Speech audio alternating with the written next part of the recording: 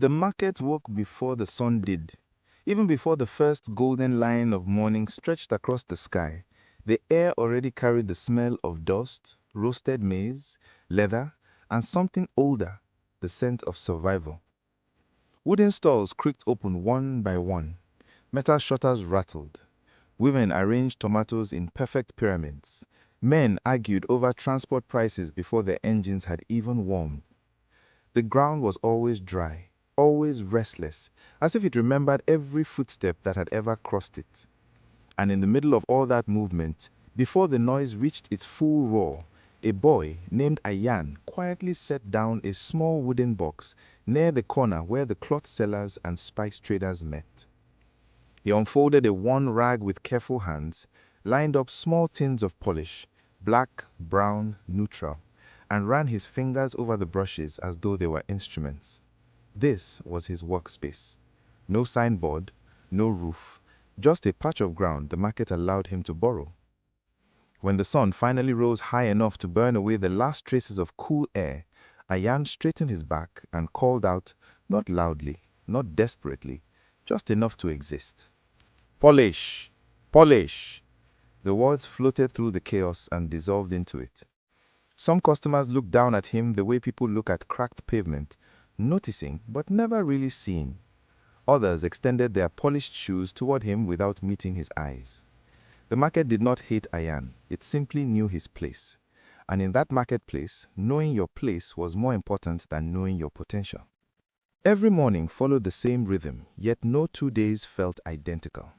Ayan had trained himself to observe the smallest details, the stitching on imported leather, the thickness of soles, the difference between genuine material and imitation shine.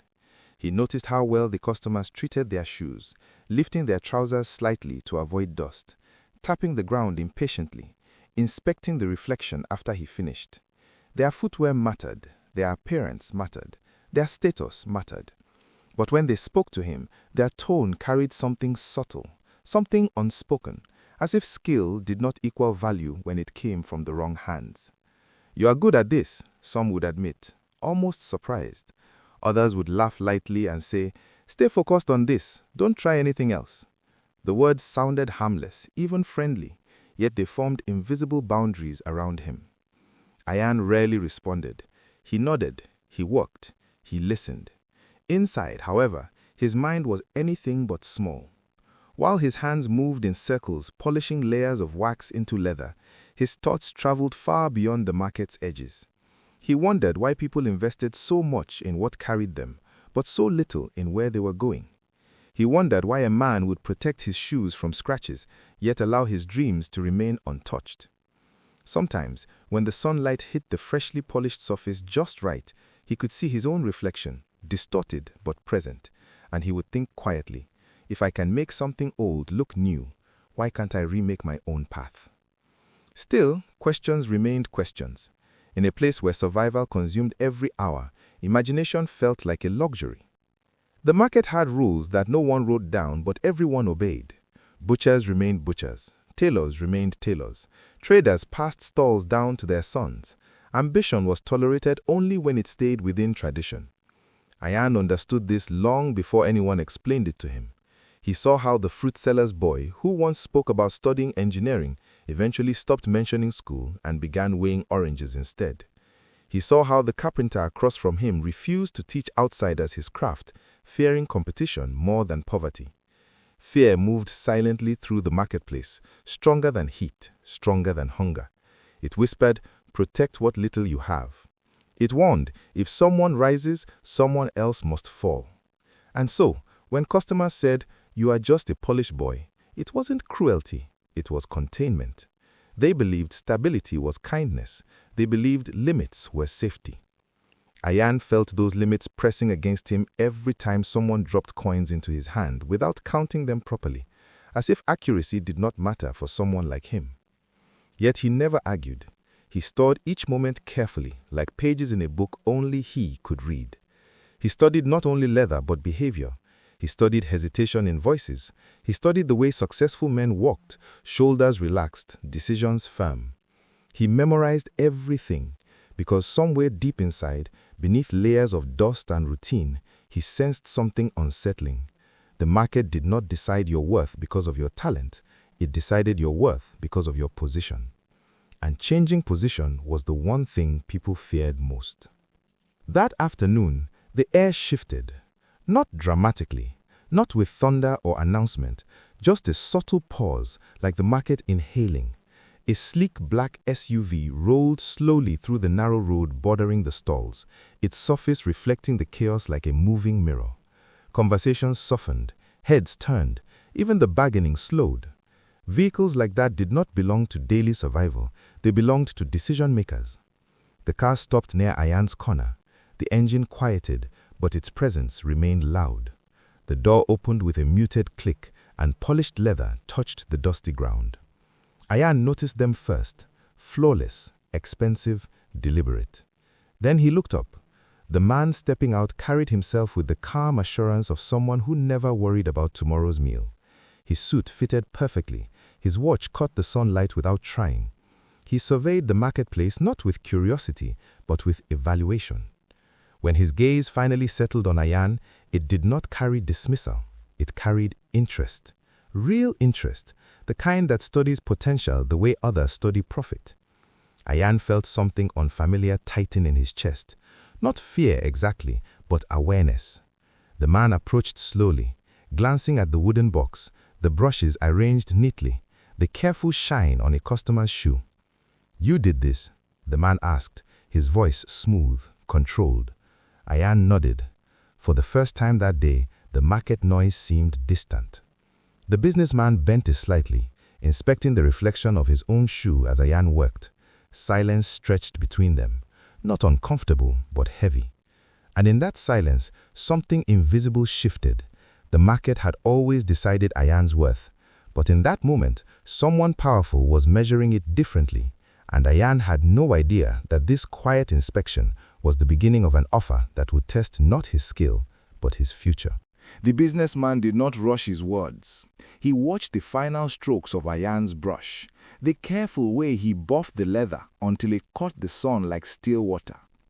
Around them, the market resumed its rhythm, bargaining, shouting, laughter, yet the space between the two of them felt strangely insulated, as though sound itself respected the moment. The man straightened slowly and examined his reflection in the shine. "How long have you been doing this?" he asked, his tone casual but deliberate. Ayan answered simply, "Since I was old enough to carry the box." The man nodded, not out of sympathy but calculation. He glanced at the arrangement of polished tins, at the neat cloth, at the discipline in the boy's posture. "You walk like someone who pays attention," he said. It was not praise, it was observation. Ayan felt the weight of that difference. Most customers commented on the result. This man studied the process. After a pause, he slipped a note into Ayan's hand, more than the usual payment. A few nearby vendors noticed. Their eyes lingered longer than usual. The businessman did not leave. Instead, he stepped aside, gesturing subtly for Ayan to follow him away from the center of the crowd. Curiosity stirred through the stalls like wind through fabric. Ayan wiped his hands, stood up, and moved closer. The SUV loomed behind the man like a silent witness. "You are talented," the businessman said again, quieter now. And talent, if not managed properly, becomes inconvenient. The word hung in the air, polished and sharp. Ayan did not fully understand it yet, but he felt its edges. The offer came gently, almost kindly. "I like certainty," the businessman continued. "I believe in stability. I believe in preventing unnecessary competition." He adjusted his cuffs, eyes never leaving Ayan's face. "I am willing to give you a fixed amount of money every month, more than you earn here, regular, reliable, enough to take care of your home." Ayan's breath slowed. A fixed income. No more guessing how many customers would come. No more worrying about rainy days. No more counting coins under dim light. The words carried warmth, security disguised as opportunity. "In return," the man added smoothly, "you remain exactly where you are. You continue polishing shoes, you do not expand, you do not open a stall, you do not hire workers, you do not design or repair, you do not grow. The final sentence settled like dust after a storm. Around them, a motorbike roared past. Someone laughed loudly at a distant stall. Life continued, unaware that a future was being negotiated in the corner. Ayan looked at the ground, then at the SUV, then back at the man. "You would pay me to stay the same?" he asked, carefully. The businessman smiled, not mockingly but patiently. "I would pay you to stay realistic." He gestured subtly toward the market. "This place works because everyone understands their level. Ambition is admirable until it disrupts balance." His voice remained calm, reasonable, the kind of calm that makes control sound generous. The news traveled faster than either of them expected. Markets have ears sharper than walls. By afternoon, whispers circled like birds above a field. Some vendors approached Ayan cautiously. The spice seller leaned over and muttered, "Take it, security is rare." The tailor across the way nodded approvingly. Steady money is better than risky dreams. Even the fruit seller, who once spoke of sending his son to school, shrugged and said, "Opportunity doesn't knock twice." Their advice carried concern, but also relief. If Ayan accepted, nothing would change. The invisible hierarchy would remain intact. No young boy would attempt to arise beyond his inherited corner. A few men even laughed lightly. "Imagine refusing guaranteed money," one said. "Pride does not fill stomachs." Ayan listened to all of them without argument.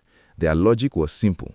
Survival first, stability first, ambition later, if ever. Yet something inside him resisted the simplicity. He began to see the offer clearly, not as kindness, but as containment. It wasn't about his current earnings, it was about his potential earnings. It wasn't about helping him, it was about limiting him. For the first time, he understood why the businessman had studied his work so carefully. Excellence, even in small places, can grow, and growth in crowded markets threatens comfort. That evening, Ayan walked home more slowly than usual. The sun dipped low, staining the sky with orange and violet. Children played in narrow alleys. Smoke curled from cooking fires. The small notes in his pocket felt heavier than coins ever had. He imagined what regular money could mean. His mother would not have to worry about rent. They could fix the leaking roof, maybe even save a little. No more uncertainty, no more counting the day's earnings with quiet anxiety. For a moment, he allowed himself to picture it, waking each morning without fear of an empty day. It felt peaceful, temptingly peaceful. But then another image interrupted. Himself, 5 years later, still crouched over the same wooden box. 10 years later, 15 years, polishing other men's progress while his own remained untouched. The security suddenly felt narrow, predictable, permanent. He stopped walking and stared at his hands. Hands that memorized texture, pressure, precision. Hands capable of more than repetition. "Stay realistic," the businessman had said. The phrase echoed, shifting meaning with each repetition. Realistic according to whom? According to tradition? According to fear? Or according to someone who preferred predictable competition? Ayan exhaled slowly. The sky darkened further. The choice before him was not between money and poverty. It was between comfort and possibility. When he reached home, the single bulb inside flickered as usual. His mother looked up from preparing dinner and noticed the distance in his eyes. "You are quiet," she said softly. He hesitated, then sat down and placed the folded notes on the table. She raised her eyebrows in surprise. "A man made me an offer," he began. He explained everything, the car, the conversation, the condition. His mother listened without interruption, her expression unreadable. Outside, a dog barked. Somewhere nearby, music played faintly. The world felt ordinary, yet the decision hanging between them was anything but. "It's guaranteed money," Ayan said finally, his voice lower now. "No risk." He expected immediate approval. Instead, silence stretched. Ayan traced her fingers along the edge of the table thoughtfully. "And what would you give in return?" she asked. "Nothing," he replied quickly, then corrected himself. "Just, I would stay the same." The words sounded smaller when spoken out loud.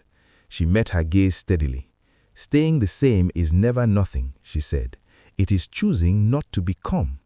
Ayan swallowed. The weight of her response pressed gently but firmly against his chest. The offer had sounded like security in the marketplace. In the quiet of home, it began to sound like surrender. And for the first time since the SUV had rolled in, Ayan understood that the real decision was not about money at all. It was about identity. It was about identity. The words did not disappear after they were spoken. They settled into the room like smoke that refused to clear. Ayan sat still, staring at the folded money on the table as if it might answer for itself. Outside, the night deepened. The faint music from a nearby house faded, replaced by the distant hum of generators and the occasional bark of stray dogs guarding invisible territories. The bulb above them flickered again, threatening darkness before steadying. His mother rose quietly and lit a small candle anyway, placing it between them. The flame was modest, but its glow softened the sharp edges of the room. "Tell me what you are afraid of," she said gently. Ayan did not respond immediately. He had never thought of himself as afraid. He worked long hours, he endured heat and humiliation. Fear was something louder, more dramatic, or so he believed. Yet, as he searched himself honestly, he found it there. "I'm afraid of failing," he admitted at last. "If I try to grow and it doesn't work, we lose everything. At least this way we survive." His voice cracked slightly on the last word. Survival had always been their priority. It had shaped every decision since he was old enough to understand money. But tonight, survival felt like a ceiling rather than a foundation. His mother listened without judgment. She had known hardship longer than he had. She had watched opportunities slip away not because she lacked ability, but because circumstances demanded caution. "When your father was alive," she began slowly, "he used to say that poverty is loud, but fear is silent. Poverty shows you empty shells. Fear convinces you that empty shells are all you deserve." Ayan looked up surprised. His father had been a quiet man, a mechanic who fixed broken engines with patience and stubborn focus. He had died when Ayan was young, leaving behind tools, unpaid debts, and lessons that matured only with time. "Your father once refused a stable job because it would have forced him to abandon his own workshop dream," she continued. "People called him foolish. They said he should accept security, but he believed that if he gave up his ambition, he would lose something deeper than money." She paused, her eyes reflecting the candlelight. "He did not succeed the way he imagined, but he never regretted trying." The statement lingered. It was not glamorous, it was not heroic, it was simply honest. Ayan felt the truth of it settle inside him. Regret lasts longer than failure. The room seemed smaller as the weight of choice grew heavier. Ayan stood and paced slowly, careful not to disturb the thin rug beneath his feet. He imagined both futures side by side. In one, he accepted the businessman's offer. The payments arrived on time. The roof was repaired. The neighbors praised his wisdom. The market treated him kindly, almost protectively. Years passed quietly. In the other future, he refused.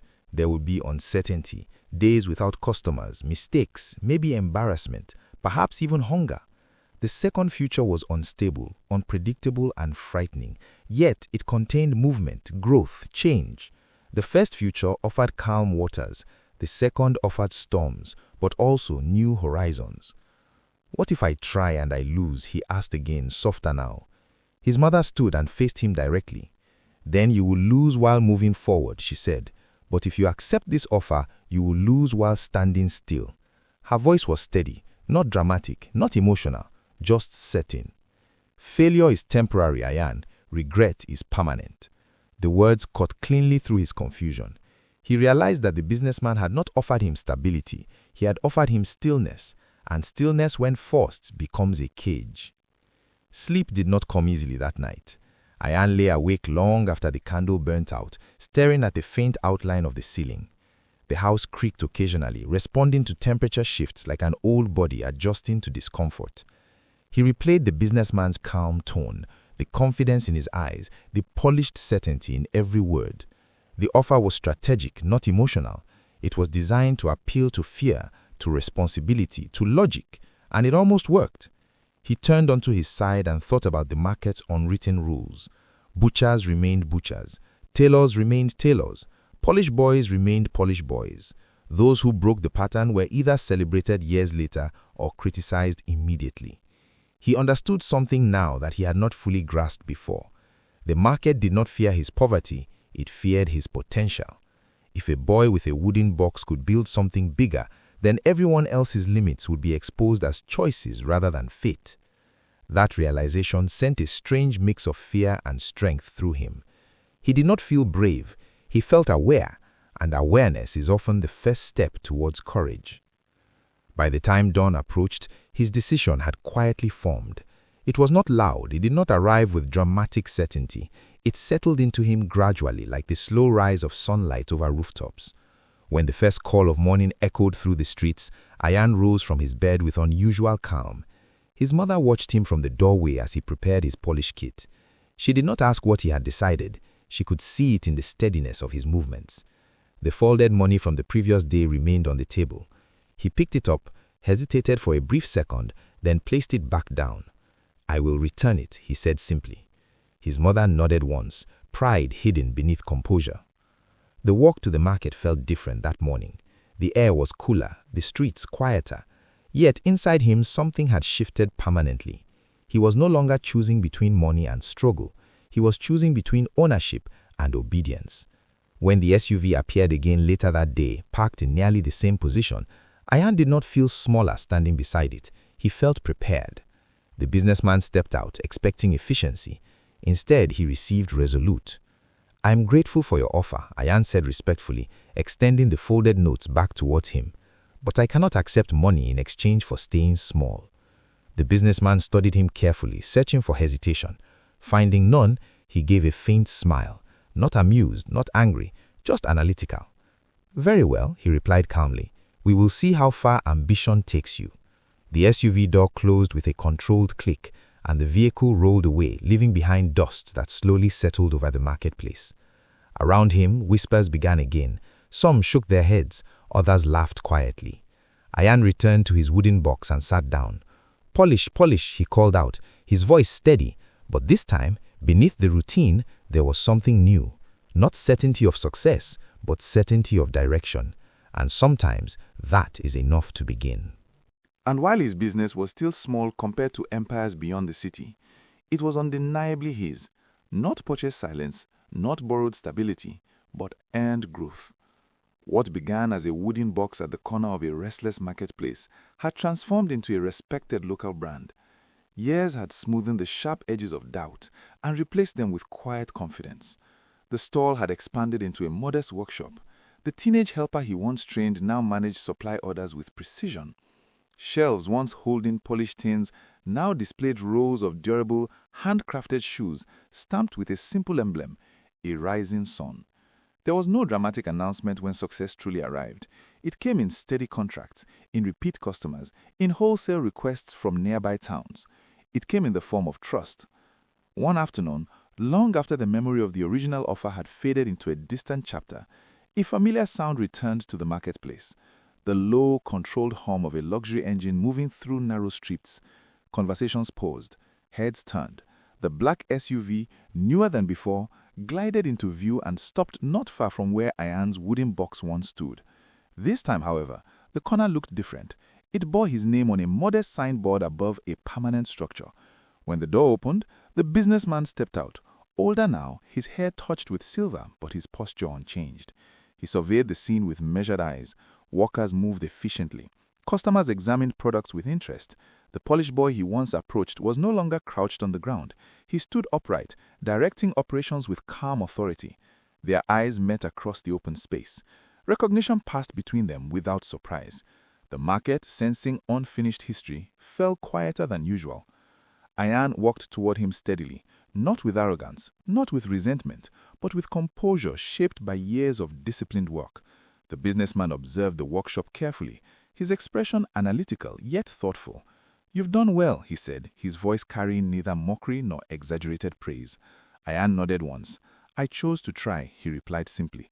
For a moment, they stood in silence, the same silence that once surrounded a wooden box and a dangerous offer. Most people would have taken the guarantee, the businessman admitted. Most people fear instability. Ayan glanced briefly at the workers behind him. Young men focused on cutting leather, stitching soles, measuring sizes. Instability taught me more than comfort ever could, he said calmly. If you had paid me to stay small, I might have survived, but I would never have discovered what I was capable of. The words were not spoken in anger. They carried gratitude almost. The businessman studied him closely, perhaps measuring a different kind of return on investment. I underestimated you, he acknowledged after a pause. Ayan shook his head slightly. No, you evaluated me correctly. I just chose differently. The honesty in that exchange shifted something subtle but powerful. There was no dramatic apology, no rivalry reignited, only recognition. As the businessman prepared to leave, he looked back once more at the workshop bearing Ayan's name. Ambition, he said thoughtfully, is expensive. Ayan allowed himself a faint smile. So is regret. The SUV door closed with a soft, controlled sound. Familiar, but no longer intimidating. When the vehicle disappeared down the market road, it left no dust in Ayan's eyes this time, only clarity. Success, however, was never his final destination. Expansion brought responsibility, and responsibility demanded vision. Ayan remembered the boys who once lingered around his corner, watching him polish shoes with quiet curiosity. He remembered how easily he could have accepted money to remain invisible. So he made a decision that surprised even his closest workers. Instead of opening another retail branch immediately, he converted part of his growing warehouse into a training center. Wooden tables replaced storage racks, tools were arranged neatly in rows. A simple board hung above the entrance with clear lettering, skill before status. Young boys from the marketplace, sons of traders, potters, tailors, began attending after school hours. He taught them not only stitching techniques and material selection, but pricing strategies, customer respect, savings discipline. He told them openly about the offer he once received, about the temptation of comfort disguised as protection. No one will ever pay you to grow, he would say, but some will pay you to remain small. The lesson was delivered with bitterness, but with awareness. Parents who once warned their children against unrealistic dreams now thanked him for creating opportunity within reach. The market, which once defined worth by tradition, slowly adjusted its understanding. A Polish boy had become a business owner. A business owner had become a mentor, and a mentor was shaping competitors who would not fear expansion.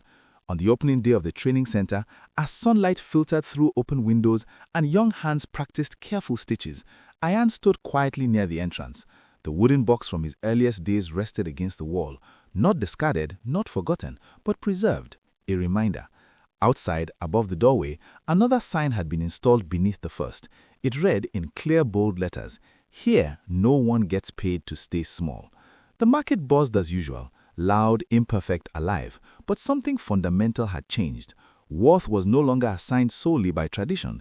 It could be built, and sometimes the greatest victory is not proving someone wrong. It is creating a path so wide that others no longer have to ask for permission to walk it.